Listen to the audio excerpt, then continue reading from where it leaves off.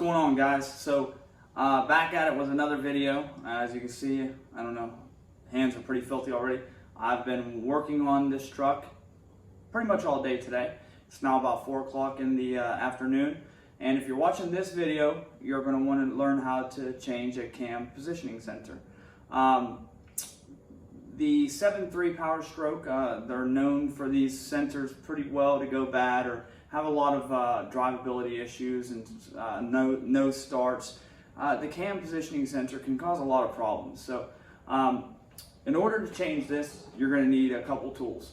I'm going to tell you that now so you can pause the video, grab what you need, and come back. You need a 10mm deep socket, you need a 1/4 inch ratchet, and you need a 3-inch extension. Also, you're going to need a new camshaft positioning sensor.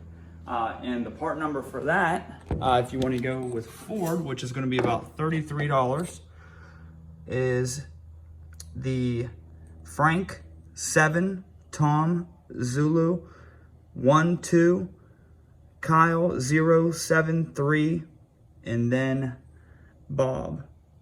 1X at the end is just one of them, one time, one sensor. Here's what our new sensor looks like, and that's what we're going to be installing today. So here's our truck, our 7.3. This one is a Ford Excursion, but the installation is exactly the same as the Super Duty, whether it be an F250, 350, 450, etc. I've got a flashlight up here so you can see the sensor location. Now, when you crawl underneath your truck, it's going to be right above the actual crank on the truck. So if you look up here through these wires, you'll see that real bright flashlight that's basically blinding us, right? Okay. So right here is our camshaft positioning sensor. There you go. Well, that made it a lot better. So this is it right here. The first thing we need to do is, well, get the camera to focus first, I guess. And then we're gonna reach up here and disconnect the plug. Let me see if you can see it right there. A little bit better, huh? Kind of going between these lines. All right. Anyway, there you go. So I'm gonna put my finger on it and just slide it off. See how it popped off there? We're gonna move that out the way. And then that'll let us get to the actual 10mm bolt that's holding it on.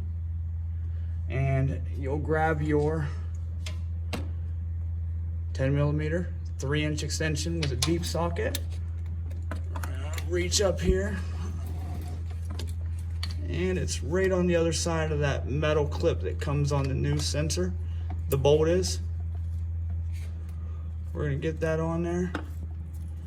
I already broke mine free, and then we're just gonna spin that out.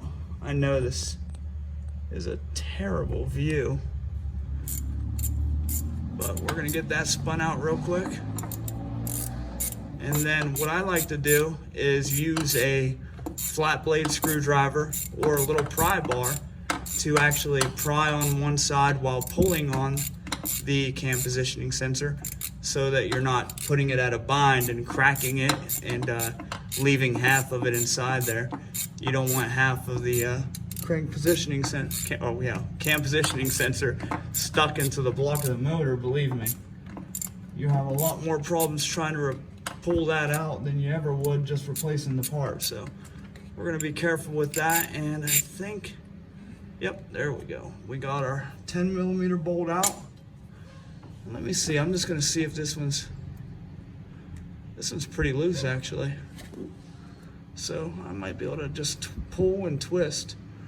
See how I'm working it back and forth while I'm pulling out on it? Let me see if I can reach up in there and kind of just, oh, there we go. I was spinning it and pulling on it at the same time. See how we got that popped out? Now we're gonna bring that down and around, throw that to the side for now, and then we're gonna grab our new part There's our old one there. Sorry about the background noise. Semi truck is going up the road next to my house, so they picked right when I was filming a video to do it, of course. That's my luck. But anyway, so we're gonna take this new one, go above this belt here, and we're just gonna slide this new one into the hole. Oh, let me see here. There we go, into the hole that we just took our old one out of.